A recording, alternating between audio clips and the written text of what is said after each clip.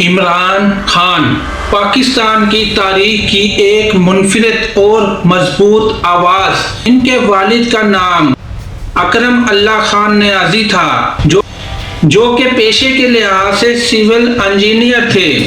इमरान अहमद खान नियाजी 5 अक्टूबर 1952 को लाहौर पाकिस्तान में पैदा हुए, जबकि नाम शौकत खानम था, जो एक बावकार, दीनदार और मजबूत शख्सियत की मालिक थी। इमरान खान का ताल्लुक नियाजी पख्तून खानदान से है, जिसकी जड़ें मियाँ वाली से मिलती हैं। इनकी ابتدائی परवरिश लाहौर के एक मजहब और तालीम याफ्ता माहौल में हुई, जहाँ से इनके अंदर डिसिप्लिन, खुददारी और क़यादत की खूबियाँ परवान चढ़ी।